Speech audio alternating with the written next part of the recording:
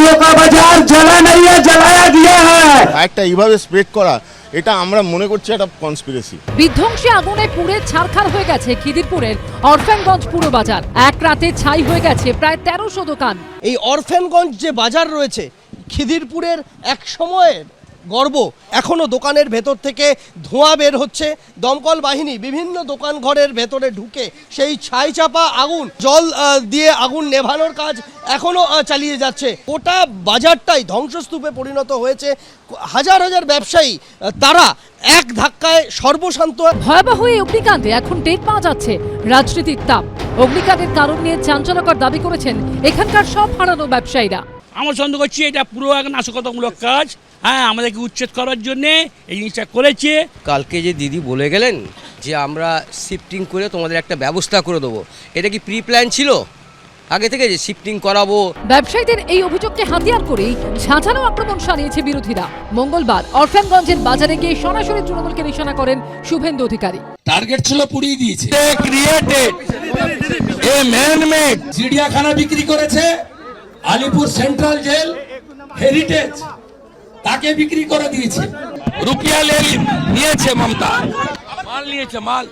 তৃণমূলের এখন নতুন নাম টাকা মারা কোম্পানি। ষড়যন্ত্রের অভিযোগে সরব হয়েছে কংগ্রেসও। বড় বড় যারা প্রমোটার তারা সেগুলো সরকারি মদতে দখল করছে। পয়সা দেওয়ার বিনিময়ে, ঘুষ দেওয়ার বিনিময়ে, টাকা খাওয়ানোর বিনিময়ে সেগুলো তারা খরিদ করতে চাইছে এবং এই আগুন পরিকল্পিতভাবে লাগানো হয়েছে। সরকার পাশে রয়েছে, অস্থায়ী দোকান করে দেওয়া হচ্ছে এবং পরবর্তীকালে ওই জায়গাতেই নতুন করে বাজার তৈরি করে দেবে সরকার ইতিমধ্যেই ঘোষণা করেছে। ষড়যন্ত্রের অভিযোগের পাশাপাশি দমকলের বিরুদ্ধেও অভিযোগ তুলেছেন ক্ষতিগ্রস্ত ব্যবসায়ীরা। 2 ঘন্টা লেটে দমকল এসছে, 1 ঘন্টা লেটে প্রশাসন এসছে, পুলিশ এসছে। নিশ্চয়ই কিছু কেমিক্যাল হাব ব্যবহার হয়েছে, তার কারণ একবারে এত আগুন 2 ঘন্টার মধ্যে জ্বলে যেতে পারে। रात 1 बजे आग लग गया, 3:30-4 बजे तक फायर ब्रिगेड का তোমার দেখা নাই রে, তোমার দেখা নাই। মমতা ব্যানার্জি বলছে ঢুকতে পারে না, এই রাস্তা দিয়ে তো বড় বাস ট্রাক ঢুকতে পারে না, কাল বলে গেছে মিথ্যাবাদী। যদিও এই অভিযোগ খারিজ করেছেন দমকল মন্ত্রী। দিনকে রাত করছে, রাতকে দিন করছে। এটা রাজনীতির জন্য কিছু মানুষ বলছে, কেউ কি ওখানে গিয়ে গরম করছে, এগুলো ঠিক। আগুনের গ্রাসে সব হারিয়েছে কিছু মানুষ, আর সেই আছে চলছে রাজনীতির রুটি শাঁখার লড়াই। সন্দীপ সরকার, আশাপুর হোসেন ও কৃষ্ণেন্দু অধিকারী রিপোর্ট, এবিপি আনন্দ।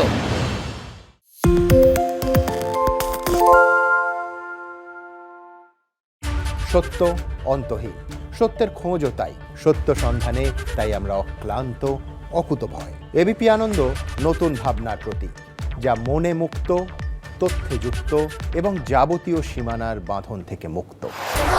সীমা না শব্দটির মধ্যে লুকিয়ে আছে মানা শব্দটি, যেন চোখ রাঙানি এক অদৃশ্য বেড়াজাল, যা আটকে রাখে আমাদের এক ছোট্ট গণ্ডির মধ্যে। একমাত্র সঠিক খবরই গড়ে তুলবে এক মুক্ত সমাজ। সেই জগৎ গড়ার লক্ষ্যে কোনো সীমানার ঠুকুটি আমরা মানব না। এবিপি আনন্দ এগিয়ে থাকে, এগিয়ে রাখে।